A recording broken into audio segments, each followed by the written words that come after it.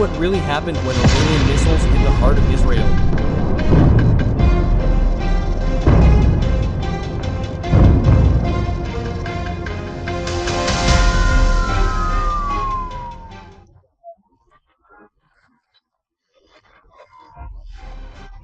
Why did this attack feel so much more dangerous than before? Iran launched another wave of ballistic missiles into Israeli territory. But there was something different and far more alarming. For the first time, Iran used an unusual type of warhead. Cluster warhead, a weapon that releases dozens of submunitions into a wide and random target area. This was not just a missile attack. This was a signal that modern warfare was changing shape. And even more shockingly, Israel's most advanced air defense system seemed powerless to counter it.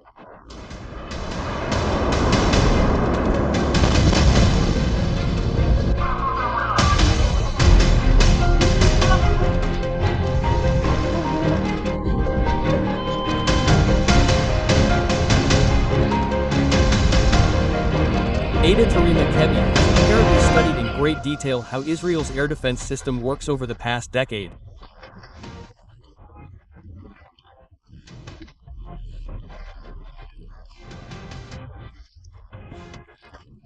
Layered systems like Iron Dome, David's Sling, and Arrow 3 are often hailed as the forefront of modern defense technology.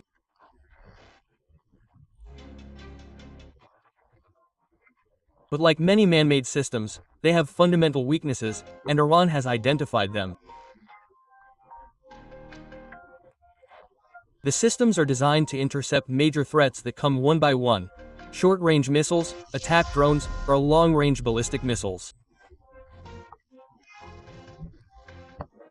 But what they were not prepared for was a scenario where a single missile carried dozens of small submunitions, spread out simultaneously, and targeted civilian areas from multiple directions at random.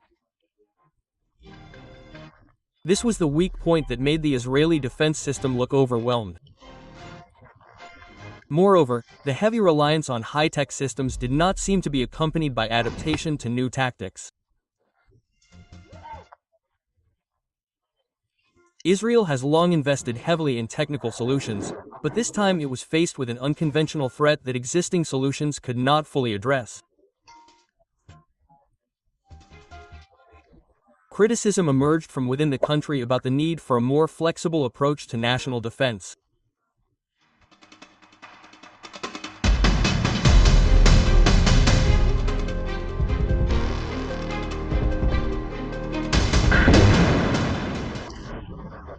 In an attack they called Operation True Promise 3, Iran launched more than 150 ballistic missiles at various parts of Israel in 2 coordinated waves.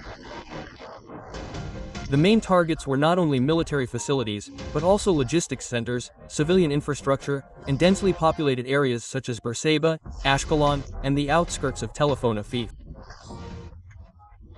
Of great concern was the use of cluster warhead missiles that released dozens of submunitions as they approached their targets.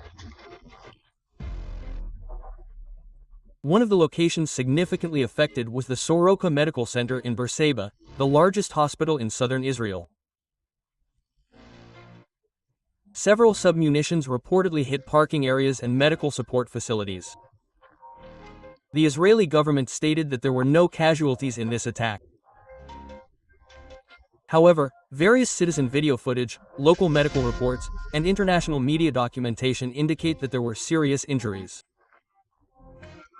Even some deaths that were not immediately officially revealed. This raises concerns about the accuracy of the information conveyed to the public. Within hours of the attack, the official statements of the Israeli government and military changed. Starting from saying there was no significant damage to finally admitting that there was minor damage to civilian facilities.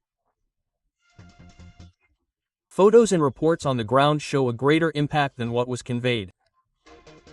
This raises criticism of the transparency of information.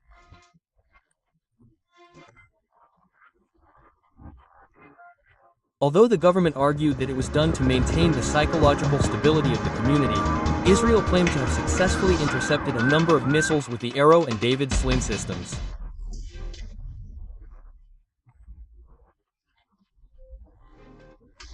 However, its effectiveness is limited when facing cluster submunitions that are large in number and fall at various points.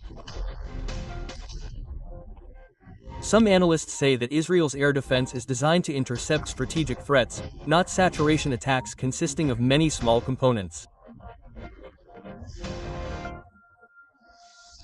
These submunitions spread too widely and too quickly to be handled effectively by radar systems and interceptor missiles. In this situation, it does not mean that Israel's defense system has failed, but rather reflects that the challenges on the modern battlefield are constantly changing. Unusual threats require a more adaptive approach and system adjustments. The United States has firmly backed Israel and said Iran has overstepped its bounds. The White House has warned that it will consider a military response if the escalation continues. Russia, on the other hand, has called for a ceasefire and offered a diplomatic path. European countries are divided. Some support de-escalation, while others remain neutral.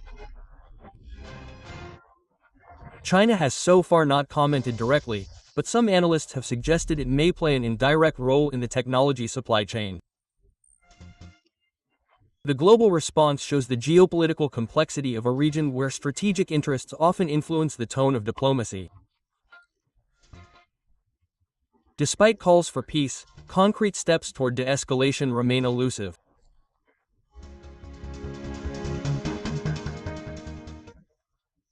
Iran's use of cluster warhead missiles is considered a form of asymmetric warfare. They do not rely on the large volume of conventional missiles, but maximize the impact of a single missile by spreading submunitions across strategic points. The production costs of these missiles are relatively low compared to Israeli interceptors, which can cost millions of dollars each. This gives Iran an advantage in terms of attack efficiency and the logistical burden that Israel must bear in defending its territory. In this context, Iran shows that strategy and tactical innovation can be as powerful as technological superiority.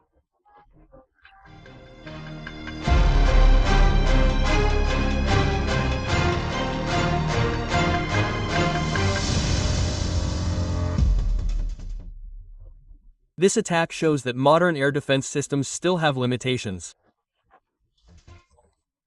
The cluster warheads used by Iran show how new threats can emerge from gaps that have previously been considered uncritical. On the other hand, the global reaction shows that this situation does not only concern two countries, but also has an impact on regional stability and the world's geopolitical balance. Will this lead to a larger conflict, or will it become a moment of reflection to evaluate the direction of military and diplomatic policies in the region? All of that still depends on the response of each party in the next few days. In a conflict like this, the accuracy of information, defense readiness, and the ability to read the dynamics of the battlefield will be the determining factors in whether a country can survive or lose its strategic advantage.